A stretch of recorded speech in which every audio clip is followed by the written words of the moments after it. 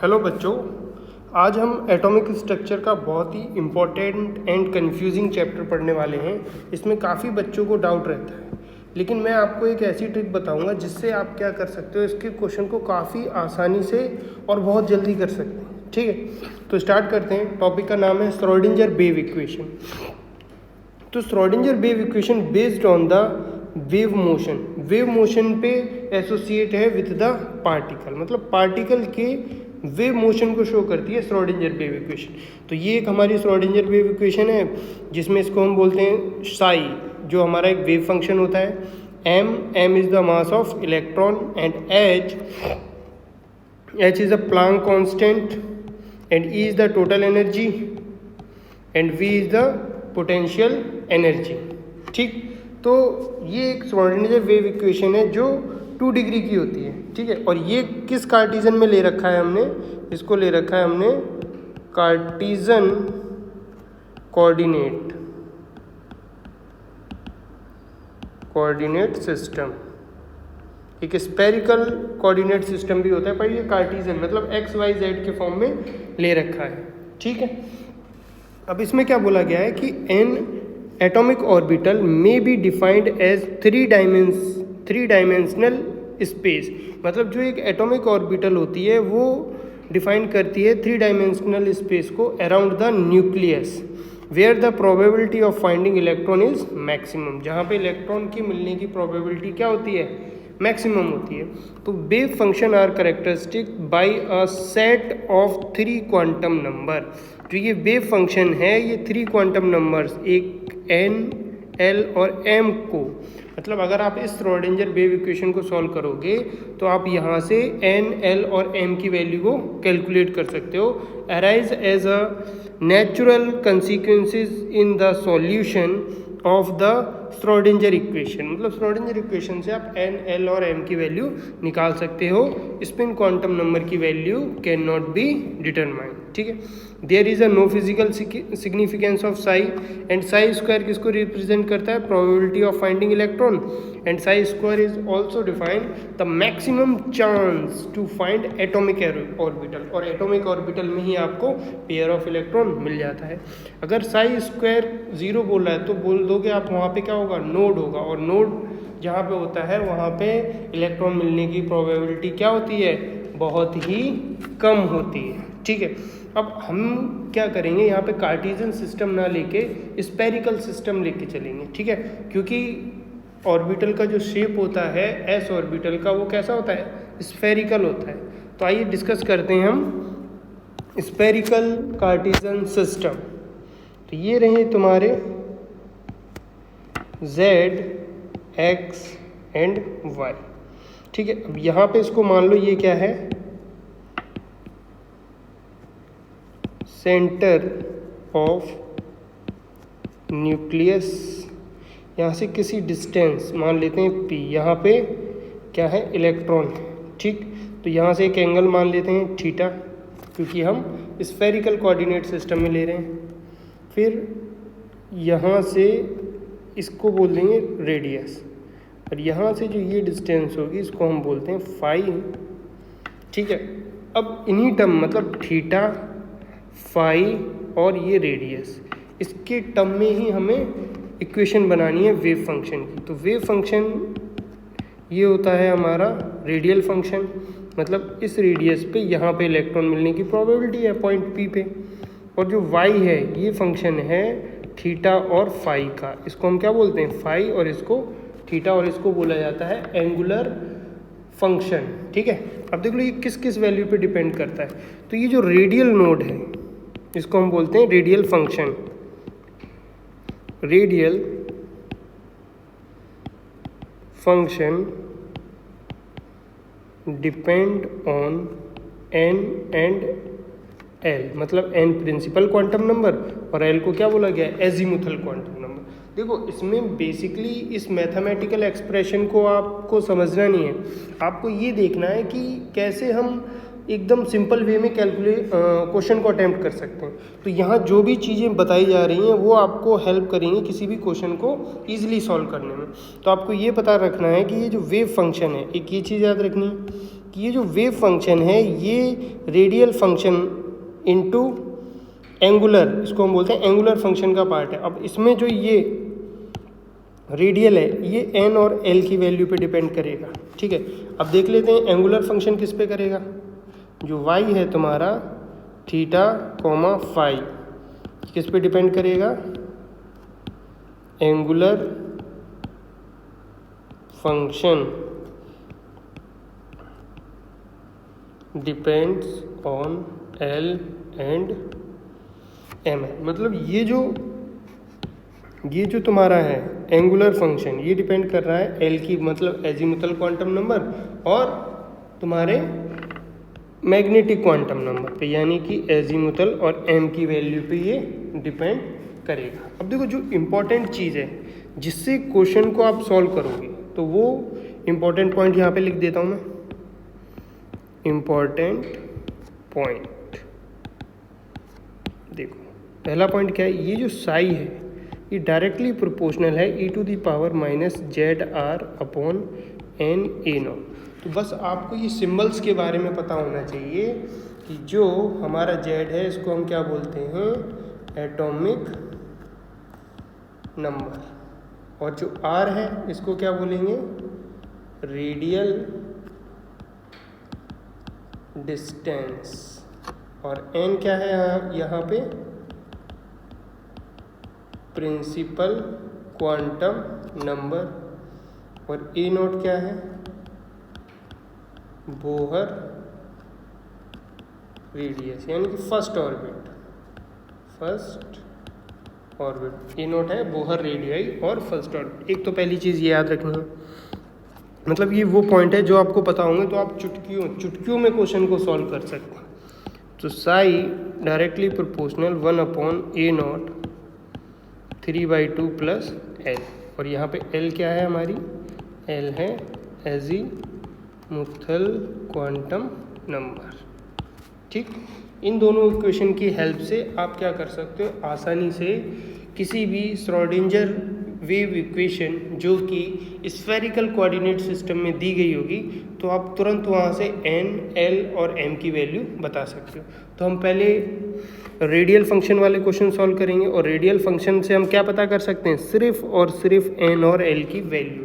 तो इन दोनों का यूज़ करते हुए हम एन और एल की वैल्यू को देखेंगे कि कैसे हम श्रोडिंगर वेव इक्वेशन के रेडियल फंक्शन वाले पार्ट से प्रिंसिपल क्वांटम नंबर और एजीमुथल क्वांटम नंबर को कैलकुलेट करेंगे, ठीक है।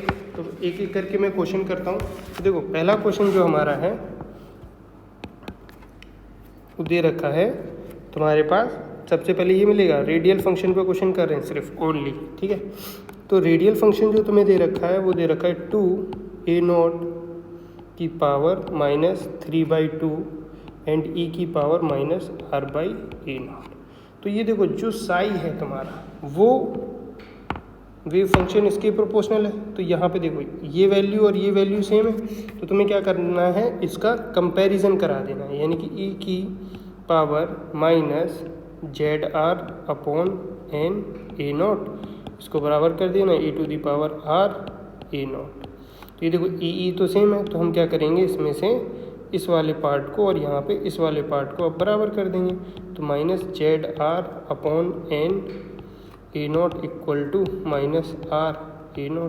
तो ये r/a0 से r/a0 कट गया, n इक्वल टू क्या आ जाएगा, यहाँ से 2 आ गया, ठीक है। n इक्वल टू क्या आ जाएगा, n इक्वल टू आ गया तुम्हारा 2, सॉरी यहाँ पे जो ये है ये z की वैल्यू है। तो हम क्या कर रहे हैं, हाइड्रोजन सिस्टम के लिए ले रहे हैं, ठीक है। किसके लिए ले रहे हैं, हाइड्रोजन सिस्टम के लिए।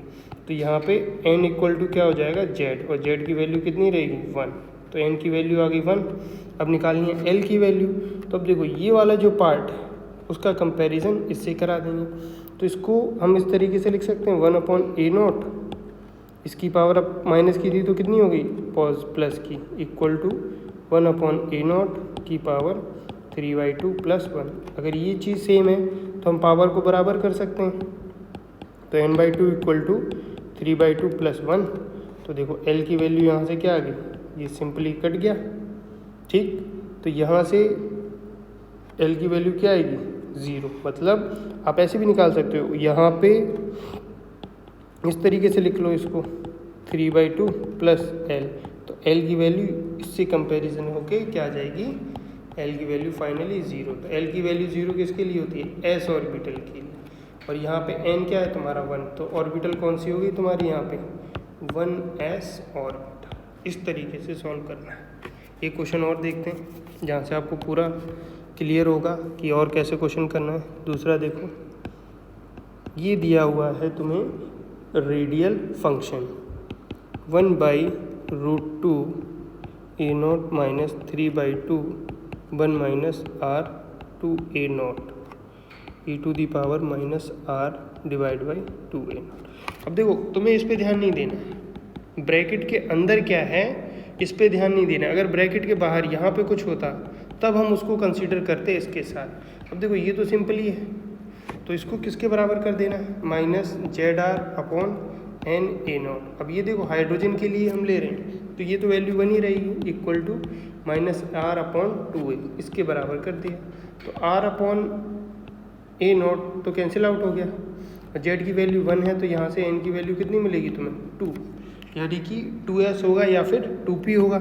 L की वैल्यू निकालनी है, अब इसके पास जाएंगे तो 1 अपॉन A0 लिख सकते हैं, और 3/2 इक्वल टू किसके बराबर होगी ये 1 अपॉन A0 3/2 प्लस L। तो ये देखो 3/2 प्लस 0 कर लो इक्वल टू 3/2 प्लस L। तो ये वाली वैल्यू आपको दिख रही है, क्या आ रही है 0, और ये किसके लिए होती है, s ऑर्बिटल के लिए। किसके लिए होती है, s ऑर्बिटल के लिए। n की वैल्यू 2 है तो यानी कि हमें पता लग गया ये जो रेडियल फंक्शन है ये किसके लिए है, 2s ऑर्बिटल के लिए रहने वाला है। एक क्वेश्चन और देखते हैं इसी बात पे, आई होप आपको क्लियर हो गया होगा अभी तक। Radial function 1/√24 a0 minus 3/2 r a0 e to the power minus r upon 2a0। ठीक है, अब इसको फिर से कंपैरिजन करा दो उसके साथ, तो minus r 2a0 equal to minus ZR upon NA0। तो देखो ये हाइड्रोजन के लिए लेंगे तो 1 हो जाएगा, तो RA0 से RA0 कट गया, यानी कि N की वैल्यू यहाँ से भी कितनी आ गई 2 वैल्यू आ गई। ठीक है, अब L के लिए, अब देखो ये तो है पर यहाँ पे ब्रैकेट नहीं है तो इसको भी कंसीडर करना पड़ेगा, यानी कि 1 अपॉन A0 की पावर 3/2 अपॉन A0 की पावर 1, मतलब इनका एडिशन हो जाएगा। तो फाइनली मैं बोल सकता हूँ 3/2 प्लस 1 ये बराबर होगा 3/2 प्लस L के। तो यहाँ से L की वैल्यू कितनी आ गई 1, और 2 है तो L की वैल्यू किसके लिए होती है, P ऑर्बिटल के लिए। इसके लिए होती है P ऑर्बिटल के लिए। तो कौन सी ऑर्बिटल हो गई 2P सब सेल होगी पूरी, और उसमें जो ऑर्बिटल है वो कितनी ऑर्बिटल होंगी, इसमें 3 ऑर्बिटल्स। ठीक है, P ऑर्बिटल में 2P सब शेल रहेगी तुम्हारी। ठीक है, तो इस तरीके से इन इक्वेशंस पे जेईई मेंस और एडवांस में क्वेश्चन पूछे जाते हैं। एक और देख लेते हैं। ठीक है, देखिए मेनली आपको इससे मतलब है और इससे मतलब है। एक क्वेश्चन और देखते हैं कि ये क्वेश्चन आप एक और देखो तो और ज़्यादा समझ में आएगा। जैसे फॉर एग्जांपल RR दे रखा है 2 अपॉन ब्रैकेट में 27 A0 minus 3/2 1 minus 2R 3A0 plus 2R square upon 27 A0 square e की power minus R upon 3A0 है। ठीक है, तो इसको तो सिंपली हम कंपैरिजन करा देंगे, माइनस R अपॉन 3A0 को minus Z R upon NA0। तो R बाई A0 कट गया और Z की वैल्यू 1 है तो N इक्वल टू कितना आ गया 3 आ गया। अब देखो ब्रैकेट के अंदर क्या है हमें इससे कोई मतलब नहीं, सिर्फ ब्रैकेट के बाहर वाली चीज़ को कंपैरिजन कराएंगे। 1 अपॉन A0 की power 3/2 equal to 1 upon A0 3/2 plus L, यानी कि L इक्वल टू कितना हो गया 0, और 0 किसके लिए होता है S ऑर्बिटल के लिए। ठीक, तो ये टोटली कौन सी सब सेल हो गई 3s। इस तरीके से कैलकुलेट करना है। एक क्वेश्चन और देखते हैं। तो अब देख लो कितनी आसानी से आप क्वेश्चन कर सकते हो। ठीक, इक्वेशन देखने में मतलब क्वेश्चन की फ्रेमिंग अजीब सी है, पर अगर जो चीज़ मैंने तुम्हें बताई है, जो पॉइंट्स अगर तुम्हें याद हैं, तो कैसे भी क्वेश्चन बता दे आप विद इन 1 मिनट से पहले ही क्वेश्चन कर सकते हो। एक और लिख रहा हूँ, radial function 8 divide by 27 root 6 a0 minus 3/2 1 minus r6 a0 r a0 e to the power minus r divide by 3 a0।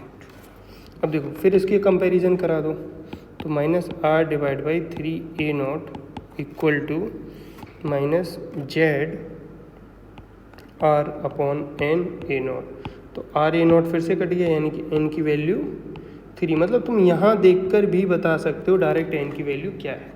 अब देखो l की वैल्यू के लिए ये ब्रैकेट वाले से तुम्हें कोई मतलब नहीं है, पर इससे मतलब है जो मल्टीपल में है, यानी कि 1 अपॉन a0 करोगे तो यहाँ पे 3/2 और 1 अपॉन a0 ये रहेगा जिस पे 1 है, मतलब इस पूरे पे 1 है, equal to 1 upon a0 3/2 plus l।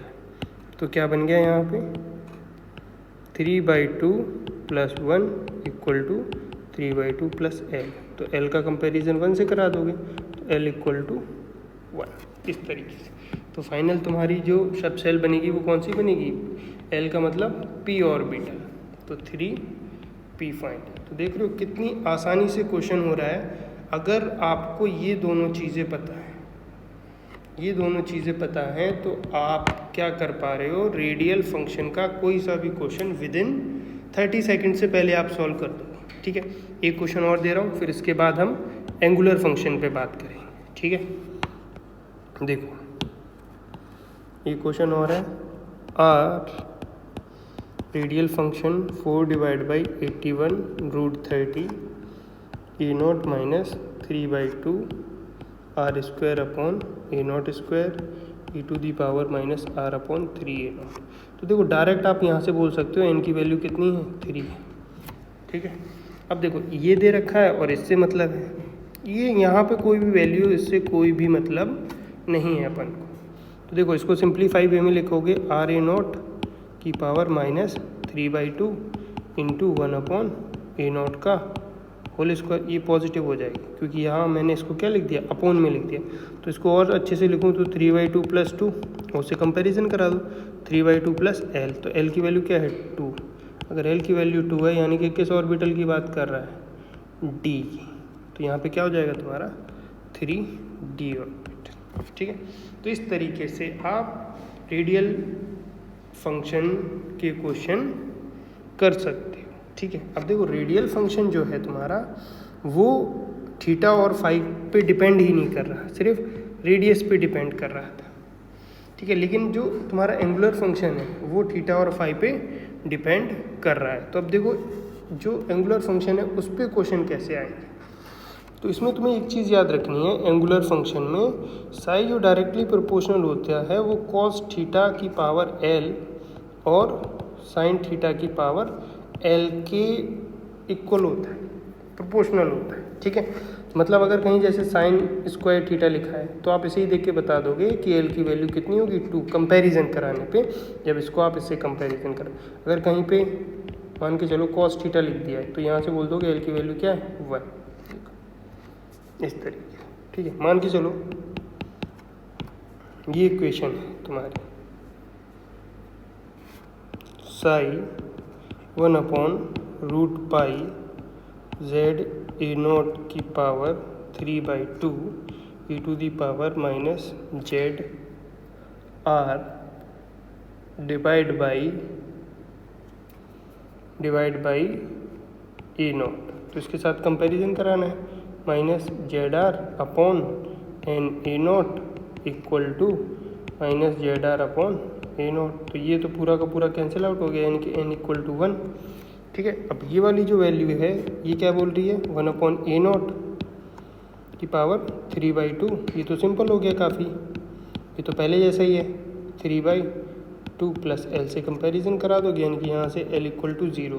तो किस सब सेल की बात होगी? 1s की बात होगी, क्योंकि यहाँ से पता लग गया हमें क्या कि s ऑर्बिटल की बात कर रहा है वो। मतलब ये जो एंगुलर वाली इक्वेशन है तुम्हारी, ठीक है, ये जो एंगुलर वाली इक्वेशन है ये 1s के लिए लिखी गई है, ठीक है, एंगुलर फंक्शन है तो ये 1s के लिए है। एक और क्वेश्चन देखते हैं, psi equal to 1/4√2π z upon a0 3/2 2 minus ZR divide by a0 e to the power minus ZR divide by 2a0। तो देखो इसको देखते ही पता लग रहा है कि n की वैल्यू कितनी है, 2 है, ठीक है। अब इस ब्रैकेट से तो हमें कोई मतलब नहीं है, हमें यहाँ से ही देखना है। तो यहाँ से देखोगे 1/a0 की पावर 3/2, तो इसको कंपैरिजन करा देना है 1/a0 3/2 प्लस l, तो l इक्वल टू क्या हो गया 0। तो l इक्वल टू 0 मतलब 2s सब सेल की बात करें। तो कितनी आसानी से हम कितनी बड़ी श्रोडिंगर वेव इक्वेशन को सॉल्व कर रहे हैं इन स्फेरिकल कोऑर्डिनेट सिस्टम के लिए, ठीक है। एक और क्वेश्चन देखते हैं। अब ये थीटा का यूज़ कैसे करेंगे ये चीज़ देखते हैं। साई इक्वल टू दे रखा है 1/4√2π z अपॉन a0 की power 3/2 ZR divide by a0 e to the power minus ZR upon 2a0 cos theta. देखो cos थीटा लिखा है तो तुम यहाँ से l की वैल्यू 1 बोल सकते हो और यहाँ से भी निकाल सकते हो, सेम ही आएगी, ठीक है। यहाँ से देख लो 1/a0 की पावर 3/2 एंड 1/a0 की power 1 equal to 1/a0 3/2 plus l, 3/2 plus l equal to 1 रहेगा यहाँ पे, ठीक, 3/2 प्लस l इक्वल टू 1 और यहाँ से भी l इक्वल टू 1 और यहाँ से कंपैरिजन करोगे तो पता ही लग जाएगा n की वैल्यू कितनी है 2, यानी कि ये 2p शब्द सेल की बात कर रहा है, ठीक है। इस तरीके से हम काफ़ी सारे क्वेश्चन यहाँ से कर सकते हैं। एक और देख लो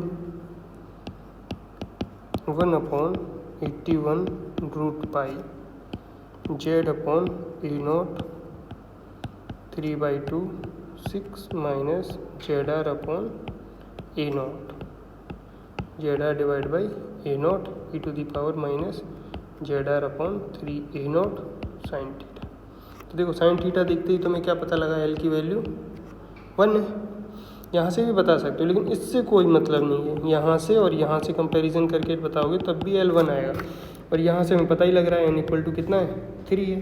तो अब बताओ कौन सी सब सेल हो गई 3p। तो विदिन 10 सेकेंड, ठीक है, 10 सेकेंड से कम ही टाइम लग रहा है तुम्हें क्वेश्चन का आंसर बताने में, ठीक है। अब हम क्या करने वाले हैं, अब हम समझेंगे कि रेडियल नोड क्या होता है और ग्राफ की स्टडी करेंगे। किसकी करेंगे, ग्राफ्स की, ठीक है, क्योंकि इसमें ग्राफ भी पूछे जाते हैं और ग्राफ भी बहुत आसान है बनाना। आप 1 सेकंड से 10 सेकंड से पहले ही ग्राफ बना सकते हो। किसकी बात करेंगे, ग्राफ। देखो उसके लिए हमें पहले पता होना चाहिए रेडियल नोड क्या होता है। रेडियल नोड, एंगुलर नोड और सिर्फ नोड भी होते हैं, लेकिन मेनली तुम्हारे काम का क्या है, रेडियल नोड। तो रेडियल नोड क्या होता है, n माइनस l माइनस 1। यहाँ से निकालते हैं, n प्रिंसिपल क्वांटम नंबर है, l को क्या बोलते हैं हम, एजीमुथल क्वांटम नंबर। और ये क्या बताता है कि x एक्सिस पर जो ग्राफ है वो कितनी बार कट करेगा, मतलब वहाँ पे इलेक्ट्रॉन मिलने की प्रोबेबिलिटी क्या होती है 0। मतलब n और l की वैल्यू आप रखोगे, मान के चलो 2 आया, तो जो x एक्सिस होगी यहाँ पे ग्राफ क्या करेगा, इस तरीके से 2 बार कट करेगा, ठीक है। ये मतलब है रेडियल नोड का। और इसका मतलब ये भी है कि यहाँ पे इस पॉइंट पे और इस पॉइंट पे इलेक्ट्रॉन मिलने की प्रोबेबिलिटी क्या है, 0 है, ठीक है। अब मेनली जो इसमें ग्राफ पूछे जाते हैं, पहला ग्राफ जो वेव फंक्शन है इन टर्म्स ऑफ r, और जिसको हम क्या बोलते थे, रेडियल फंक्शन, वर्सेस r के बीच में खींचा जाता है, और रेडियल फंक्शन वर्सेस r के बीच में ग्राफ खींचना है पहला। दूसरा देखेंगे हम, इसको बोलते हैं probability density function versus radius, ठीक है। अब probability of finding electron at distance of R, मतलब आर डिस्टेंस पे हम ग्राफ खींचेंगे कि प्रोबेबिलिटी कितनी है इलेक्ट्रॉन मिलने की, ठीक है। फिर एक ग्राफ और खींचा जाता है जिसे हम psi square 4 pi R square, और इसको क्या लिख सकते हैं, R square 4 pi R square versus R, मतलब या तो इसमें इसके बीच खींच लो या फिर इसके और इसके बीच खींच लो। तो इसका मतलब क्या है, ठीक है, इसका मतलब ये है कि मान के चलो हम ये कोई स्फेरिकल ऑर्बिटल है, तो इसके अंदर हम एक स्टिप लेते हैं, कितनी डिस्टेंस पे, आर डिस्टेंस पे, और ये जो स्टिप होती है इसको मान के चलते हैं इसकी जो थिकनेस है वो कितनी है, डी आर थिकनेस है। तो इस जगह पे हम ढूंढते हैं कि इलेक्ट्रॉन मिलने की प्रोबेबिलिटी क्या है, वो उस चीज़ को डिनोट करता है, मतलब probability of finding electron at distance in a spherical shell, in a spherical shell of thickness D R, मतलब इस जो डी आर की ये थिकनेस है, यहाँ पे इलेक्ट्रॉन मिलने की प्रोबेबिलिटी क्या है, उसके बीच में भी ग्राफ खींचा जाता है, ठीक है। तो अब देखो, सबसे पहले हम डिस्कस कर लेते हैं एस ऑर्बिटल के लिए, ठीक है। तो ये जो एस ऑर्बिटल है इसके लिए हम सबसे पहले ग्राफ देखेंगे, ठीक। ग्राफ देखेंगे तो ये देखो साई आर और आर के बीच में, तो याद रखना जो एस ऑर्बिटल है उसका शेप कैसा होता है, स्फेरिकल होता है। तो स्फेरिकल शेप में क्या होता है, ये न्यूक्लियस है, तो न्यूक्लियस के पास इलेक्ट्रॉन मिलने की प्रोबेबिलिटी क्या होती है, सबसे ज़्यादा होती है, ठीक है। तो इसीलिए जब भी एस ऑर्बिटल का ग्राफ स्टार्ट होता है तो वो कहाँ से स्टार्ट होगा, हमेशा ये लाइन याद रखना, स्टार्ट फ्रॉम मैक्स, मतलब मैक्सिमम पॉइंट से स्टार्ट होगा।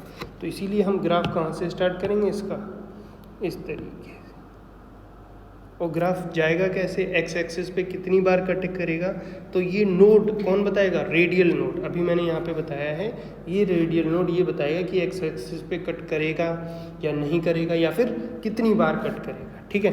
तो यहाँ पे निकालते हैं रेडियल नोड, फॉर्मूला क्या है, n माइनस एल माइनस 1। तो अगर मैं ये ग्राफ खींच रहा हूँ 1s के लिए, तो 1s के लिए देखो n की वैल्यू 1, l की वैल्यू 0, माइनस 1, तो कितना आ गया 0। तो एक्चुअली में ये ग्राफ किसका है, 1s सबसेट का, मतलब s ऑर्बिटल में 1s सबसेल के लिए हुआ है। तो क्योंकि हमने क्यों नहीं कट किया, क्योंकि जो रेडियल नोड हैं वो क्या है, 0, और s ग्राफ हो तो याद रखना वो हमेशा कहाँ से स्टार्ट होगा, मैक्सिमम से। कहाँ से स्टार्ट होगा, मैक्सिमम से, ठीक है। ऐसे ही अगर 2s का बनाना तो इसके लिए रेडियल नोड निकालोगे तो n की वैल्यू 2 माइनस l की वैल्यू 0 माइनस 1 मतलब 1, मतलब x एक्सिस पे एक जगह पे ये कट करने वाला है। देखो कहाँ पे कट करेगा, तो यहाँ पे हो गया तुम्हारा wave function in terms of r, या रेडियल फंक्शन बोल दो इसको, रेडियस। तो मैक्सिमम से स्टार्ट करना है क्योंकि s का खींच रहे और एक जगह क्या करना है, इसको कट करा देना है, और इस तरीके से दोबारा ऊपर कट नहीं करा सकते, तो 2 बार कट हो जाएगा। लेकिन रेडियल नोड के अकॉर्डिंग देखोगे कहाँ कट हो रहा है, 1 बार।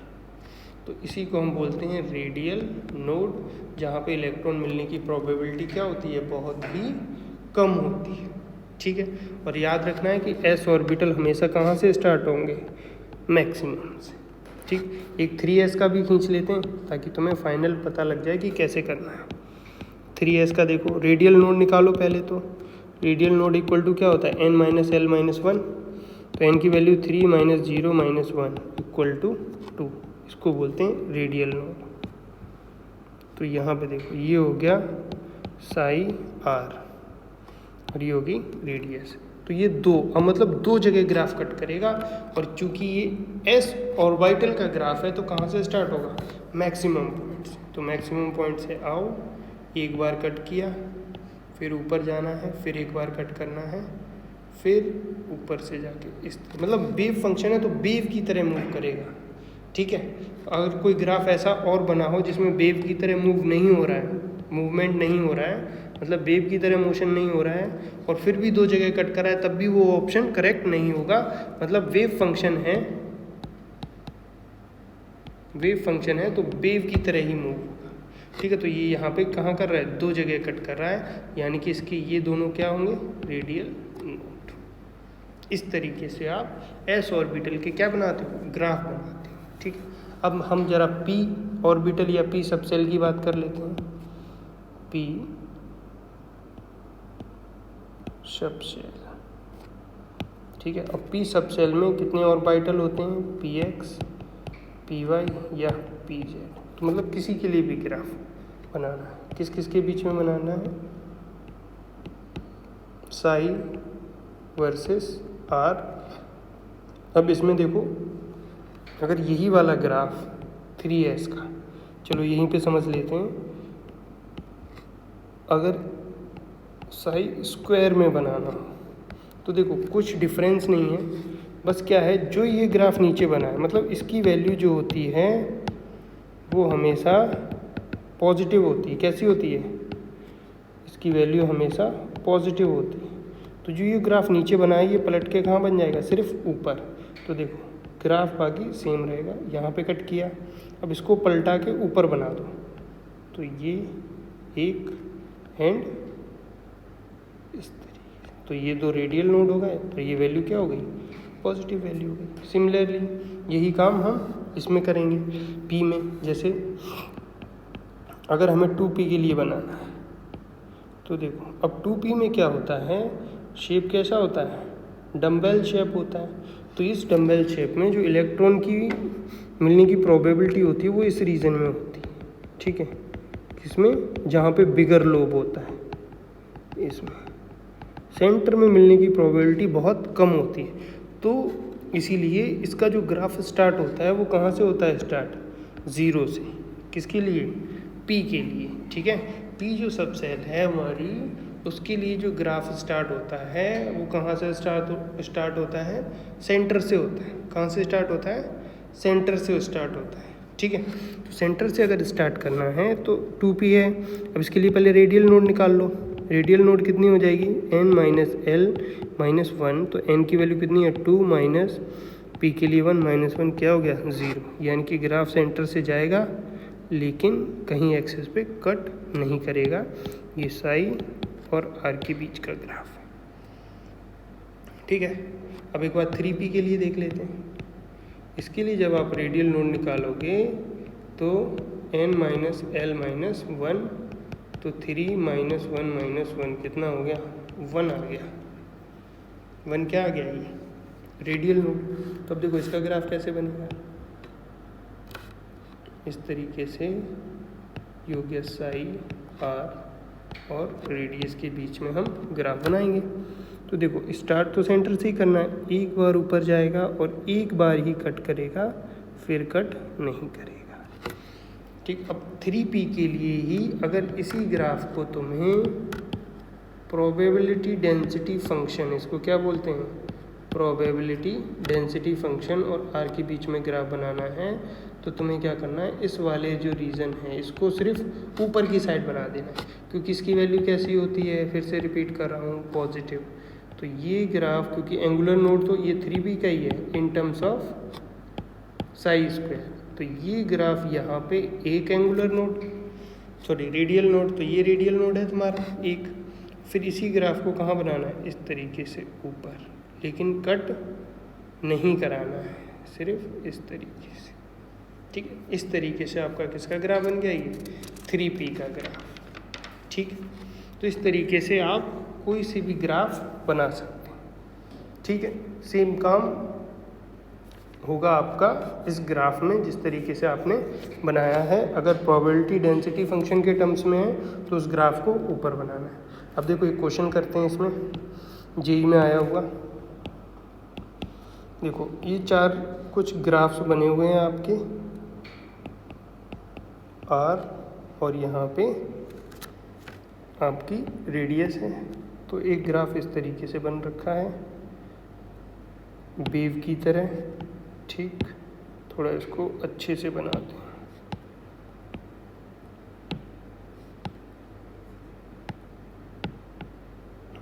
देखो पहला ग्राफ, यहाँ पे रेडियस और दूसरा ग्राफ बना है इस तरीके से, तीसरा ग्राफ रेडियस और आर ए इस तरीके से। अब उसने क्या बोला है कि identify corresponding atomic orbitals for graphs x, y and, मतलब ये x है, ये y है और ये z, ठीक है, x y z respectively. Option दिए थे उसने। अब देखो तुम तो ग्राफ देखकर ही बता सकते, लेकिन फिर भी ऑप्शन ए था 1s, 3s, 3p, बी दे रखा था 3p, 3s, 1s, ठीक, एंड सी दे रखा है तुम्हारा 3d, 3s, 1s, ठीक, एंड डी ऑप्शन और दे रखा था 1s, 3s और 3। अब देखो ये ग्राफ तो हमें पता है कि ये एस का नहीं है, ये एस का है क्योंकि मैक्सिमम से स्टार्ट हो रहा है और ये भी एस का है, ठीक है। अब ये ग्राफ पता करना है तो ये सेंटर से स्टार्ट हो रहा है, ठीक, तो ये किसका ग्राफ होगा, ये चीज़ देखनी है, ठीक है। तो इसको देखने के लिए अगर आप तुम 3p देखो तो n-l-1, ठीक है, तो 3 माइनस, क्योंकि अब यही ऑप्शन बचा और एक ये ऑप्शन बचा, तो हम पहले 3p को चेक करते हैं। p के लिए 1 - 1 यानी कि 1 एंगुलर नोड है, तो देखो 1 एक ही जगह कट हो रहा है, इसमें 2 जगह कट हो रहा है, तो यानी कि ऑप्शन कौन सा सही रहेगा, तुम्हारा बी ऑप्शन सही रहने वाला है, ठीक है। तो इस तरीके के क्वेश्चन आते हैं। कुछ ही चीज़ें तुम्हें याद रखनी है जो मैंने बताई हैं मेन, उसके बाद तुम किसी भी क्वेश्चन को 30 सेकंड से पहले सॉल्व कर दोगे, चाहे वो मेंस का हो, एडवांस का हो या फिर नीट का क्वेश्चन हो, ठीक है। एक क्वेश्चन और देखते हैं इसी के साथ, देखो, विच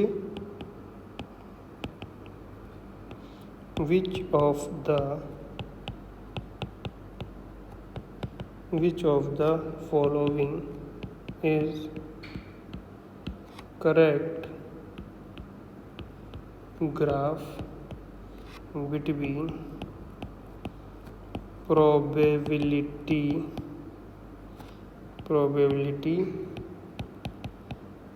density function versus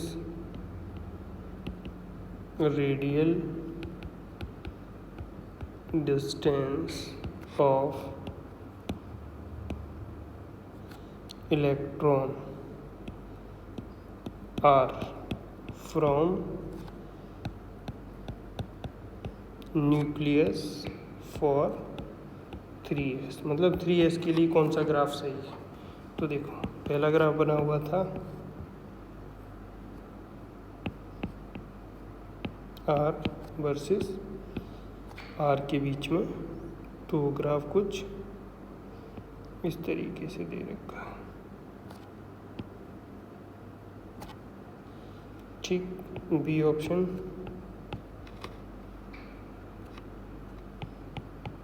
देखो स्क्वायर के टर्म में है तो सारे ग्राफ एक्स एक्सिस के ऊपर ही बनेंगे, कहाँ बनेंगे, एक्स एक्सिस के ऊपर। सी ग्राफ देखो यहाँ से स्टार्ट हुआ इस तरीके से, R and psi square, R के बीच में लास्ट ग्राफ है हमारा